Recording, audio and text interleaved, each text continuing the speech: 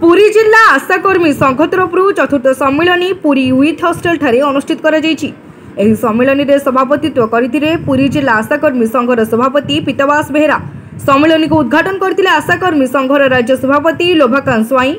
सम्मिलन में वक्तव्य रखिते सीआईटीयूर राज्य संपादक उल्लास स्वाई, शरद चंद्र गुरु, आशाकर्मी संघर नेत्री बनवासिनी महापात्र, जिला संपादिका श्री जेत्री स्वाई, शैलबाला स्वाई, लक्ष्मीप्रिया बारिक, ममता प्रधान, सुकांती मल्लिक प्रमुख उपस्थित सह समस्त नेता केंद्र सरकार और राज्य सरकार आशाकर्मी प्रति वैयमात्रिक मनोभाव किभली रही से संपर्क में विशेष भाव में आलोचना करथिले।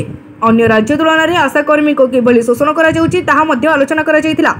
एही सरकार एक महिला विरोधी सरकार, राज्य सभापति विशेष भाव में आलोचना करथिले।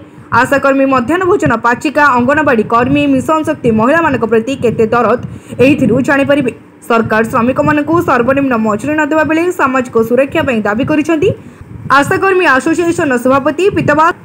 आशा भावे नियुक्ति पाइले आम ओडिशा रे 2006 मसीहा ठार सरकार प्लानिंग है 5 मसीहा ठार शिशु मृत्यु मातृ मृत्यु कमाइबा प्लानिंग करथिले। 2006 मसीहा ट्रेनिंग देते मैं काम कली कार्य करिला 2006 मसीहा ठार आज को प्राय 19 वर्ष हो गला। 19 वर्ष है कम कला भितर मैंने आज सर्वनिम्न मजूरी पाऊना। सरकार दरदाम वृद्धि करुँच सर्वनिम्न मजूरी दौना।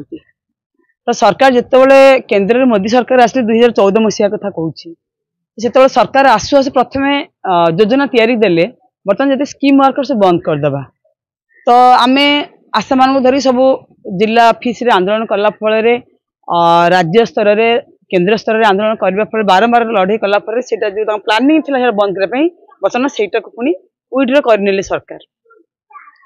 तो आज भी सरकार पुणी जो योजना करुँचे जे पुणी आशा कर्मी गोटे घरोईकरण करदे यहाँ हूँ केंद्र सरकार स्कीम। आमे कहवा कथा जेहेतु स्वास्थ्य स्वास्थ्य मनुष्य गोटे मौलिक आवश्यकता तो यहीटा को गोटे सरकारीकरण करा जाऊ सरकार योजना घरोईकरण करदेप कौन कंपानी हाथ टेकीदेप सरकार प्लानिंग एमाने जो खटुचंदी दिन राति 24 घंटा परिश्रम एमाने करती।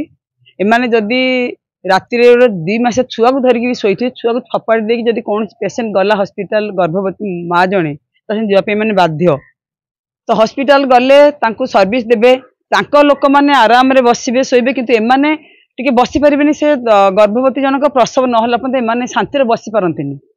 तो एमाने एइथरे काम करी करी रोगाग्रस्त एमाने असुस्थ हेलेनी किंतु सरकार क्षमता को आसला परे निजर दरमा वृद्धि करवा निजर स्थायित्व करवा जदि सरकार क्षमता को आसला पर 2-3 दिन जदि 2-3 दिन पर भी जदि से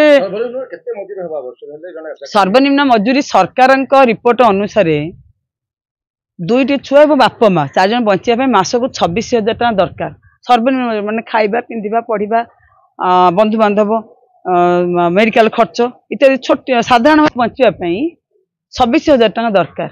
तो आम कहते आमको सर्वनिम्न मजूरी 26,000 टका दियो कहीं आमर जो कमर किसी गोटे निर्दिष्ट टाइम नहीं आम 24 घंटा खटुचु तो 24 घंटा खटुचु आम सर्वनिम्न मजूरी द्वारा असुविधा कौन अच्छी आम खटे 19 वर्ष हो गला सेंट्रल गवर्नमेंट स्कीम आमर आशा कम कला पर बर्तमान मातृ मृत्यु शिशु मृत्यु भी कमी सरकार सक्सेस होती स्वास्थ्य विभाग डेभलप तो होती आमको लेकिन तुम सब सक्सेस है पुणी आम कथा तुम कहीं बुझ। पुरी रवि नारायण जेना निराकार महानगर रिपोर्ट तीर्थक्षेत्र लाइव।